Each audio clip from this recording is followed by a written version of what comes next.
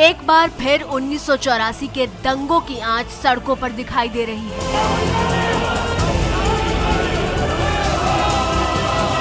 अब हम कांग्रेसियों से नाम पूछना चाहते हैं, कौन लोग हैं जो इसमें इन्वॉल्व थे, हमें नाम चाहिए। एक बार फिर सिख सड़कों पर उतरकर इंसाफ की मांग कर रहे हैं। कांग्रेस के उन लोगों को जिन्होंने कत्लेआम किया है, फांसी की सजा दी जानी चाहिए। दिल्ली से लेकर जम्मू तक कांग्रेस के खिलाफ प्रदर्शन हो रहे हैं। ये सारा बवाल शुरू हुआ राहुल गांधी के उस बयान के बाद जो उन्होंने 1984 के सिख दंगों को लेकर अपने पहले टीवी इंटरव्यू के दौरान दिया था। Congressmen involved? Did innocent people die? Absolutely. Were congressmen involved?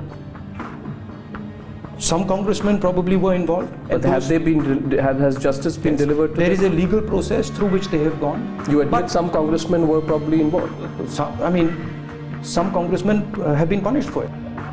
प्रदर्शनकारी मांग कर रहे हैं कि राहुल गांधी उन कांग्रेसियों का नाम ले और बताएं कि उनके खिलाफ क्या कार्रवाई की गई। उन आदमियों का नाम बताओ, किन किन का नाम है। आप वाइस प्रेसिडेंट हैं हिंदुस्तान के कांग्रेस के।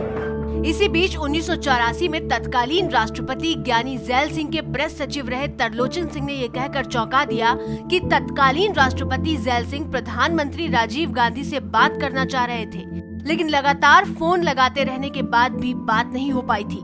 लेकिन जब हम रात को 8 बजे से सारे दिल्ली के सिखों ने बड़े टेलीफोन किए कि मारे गए, कत्लेआम हो रहा है, घर जल रहे हैं, तो ज्ञानी जी ने टेलीफोन पे राजीव गांधी जी से बात करने की कोशिश की, लेकिन उनको कोई टेलीफोन पे रिस्पांस नहीं आया। तो ज्ञानी जी काफ़ी रात लेट तक बैठे रहे, लेकिन जवाब नहीं आया।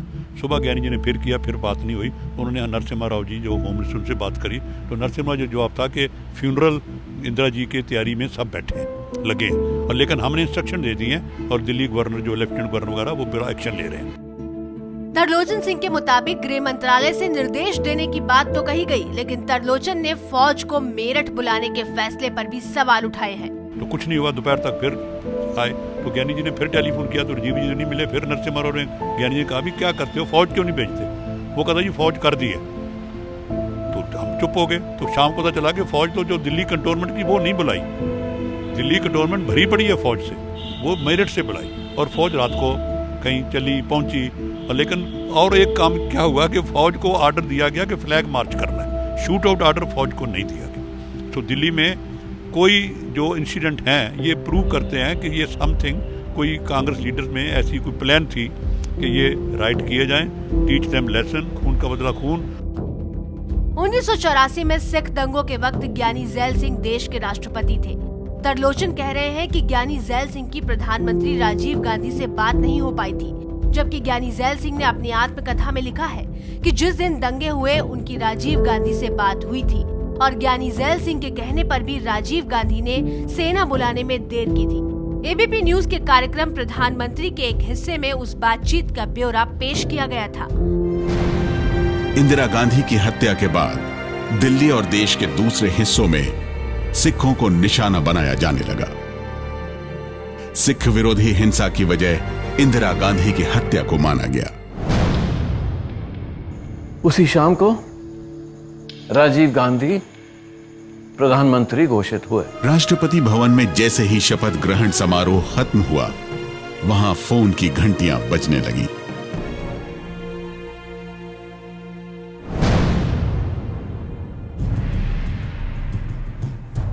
जैसे ही मैं दूरदर्शन पर देश के नाम संदेश देकर लौटा, मेरे पास लोगों के फोन आने लगे। लोग बता रहे थे कि सिखों पर हमले हो रहे हैं, उन्हें लूटा जा रहा है, काटा जा रहा है, मारा जा रहा है।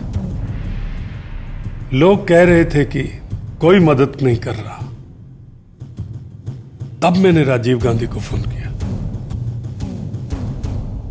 इस तरह की हिंसा और गड़बड़ी आपकी सरकार के लिए अच्छा शगुन नहीं है।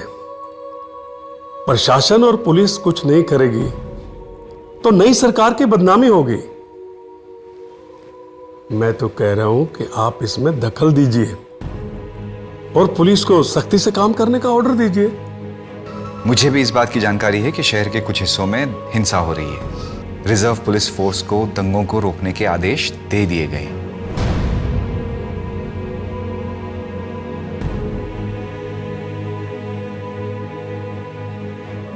प्रधानमंत्री से बातचीत के बाद भी मेरे पास हिंसा में तबाह हो रहे सिखों के फोन आते रहे। वो शिकायत कर रहे थे कि पुलिस दंगाइयों के साथ मिलकर हत्या और लूटपाट कर रही है। मैंने उसी रात राजीव गांधी से दोबारा बात की।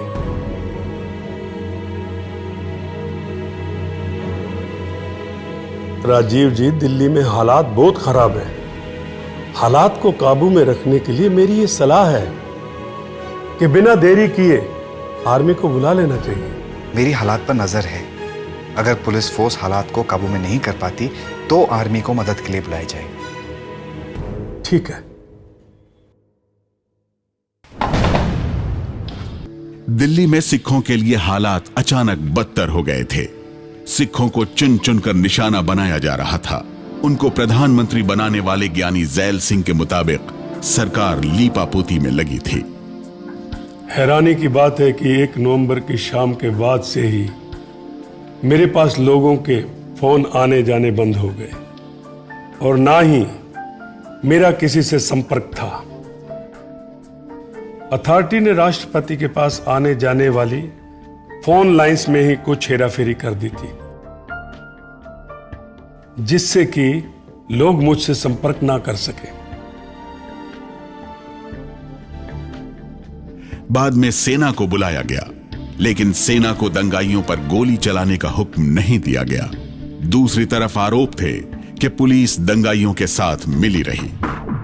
तरलोचन सिंह के बयान और ज्ञानी ज़ैल सिंह की किताब में विवाद सिर्फ इस बात पर है कि राष्ट्रपति और प्रधानमंत्री के बीच बात हुई थी या नहीं, लेकिन इस बात पर दोनों सहमत हैं कि फौज बुलाने में देर हुई थी। बीजेपी के टिकट पर राज्यसभा के सदस्य रह चुके तरलोचन सिंह ने राहुल गांधी के उस बयान पर भी असहमति जताई है, जिसमें उन्होंने कहा था कि कांग्रेस सरकार ने 1984 के दंगों को रोकने की कोशिश की थी। Difference between the 84 riots and the riots in Gujarat was that in 1984 the government was trying to stop the riots. The government of Gujarat was involved in the riot. बिल्कुल उल्ट है। गुजरात मैंने खुद इंक्वायरी में था, मिनार्टी कमीशन का था, मैं वाइस चेयरमैन, तो वहां जाके देखा कि वो स्पॉन्टेनियस था। लोगों ने खुद जब गोदरा हुआ लोग भाग खड़े, और यहाँ इंदिरा जी की डेथ सुबह हुई और सारा दिन कुछ नहीं हुआ दिल्ली में। ये कोई सवाल करते नहीं आप लोग। अगर इंदिरा जी के ठीक है, बहुत बुरा हुआ, बहुत हम भी निंदा करते हैं, लेकिन सारा दिन क्यों नहीं कुछ हुआ? टिल के 5 बजे कांग्रेस लीडरों की मीटिंग हुई और उन्होंने ऑर्डर दिया। तरलोचन सिंह के बयान कांग्रेस को सवालों के घेरे में खड़ा कर रहे हैं। विवाद बढ़ रहा है और बढ़ते विवाद के बीच दिल्ली के मुख्यमंत्री अरविंद केजरीवाल ने सिख दंगों की जांच SIT से कराने की मांग कर दी है।